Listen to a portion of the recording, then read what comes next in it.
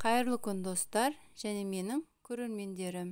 Сіздерге бүгін асыққан кезде тез дайын болатын, көп уақытты алмайтын самсаның жасалу жолын көрсететін боламын.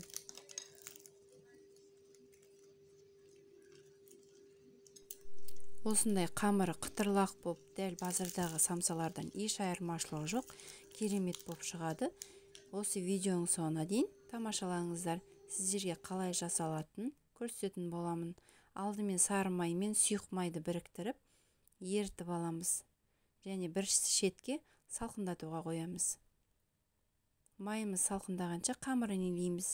Ұнға ашытқы, тұз салып, жылы су құйып, жұп-жұмсақ қолға жабысатындай қамыр илейміз. Су жылы болу керек міндетті түрде. Осындай жұмсақ қамыр шығады. Иленген қамырымызды бір шетке қоя тұрамыз. Және салмасын дайындаймыз. Құрметті көрермен, менің каналыма тіркелмеген көрермен болсаңыз, подписация батырмасын басып, өзіңізге тіркеп алыңыз. Менің каналымда әлі де түрлі рецептер шығатын болады. Және де өз пікірлеріңізді қалдырып, лайк баса кетіңіздер. Енді менде тартылған ет, оның үстіне пияз, тұз, қара бұрыш,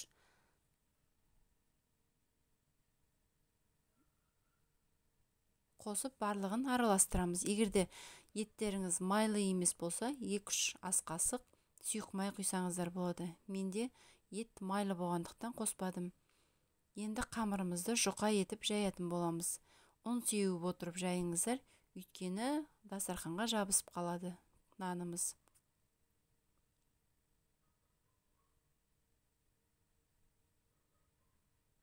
Барынша жұқартып жайғандарыңыз дұрыс.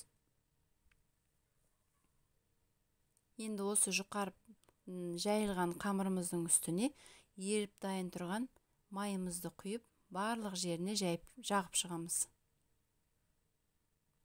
Толықтай барлық жеріне жағылу керек.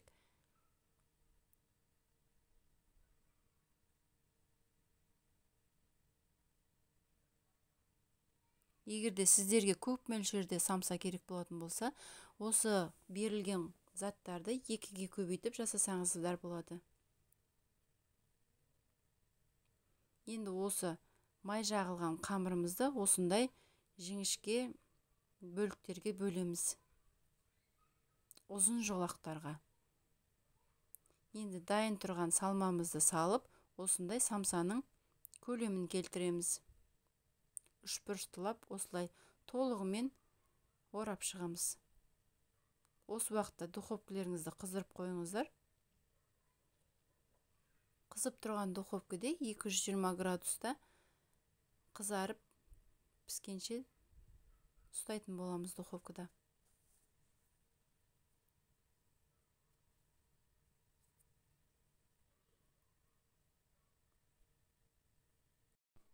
Құрметті көрермен, егерде осы видео ұнаған болса, видеоны поделиться батырмасы арқылы өздеріңіздің туысқандарыңызға, достарларыңызға осы видеоны бөліссеңіздер болады.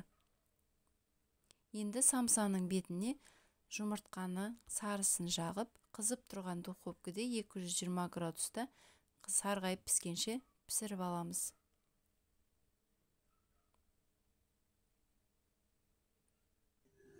Самсамыз дайын.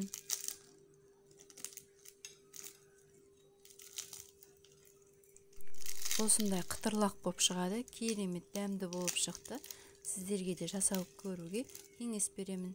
Сіздермен болған мен Жұлдыз. Сау болыңыздар.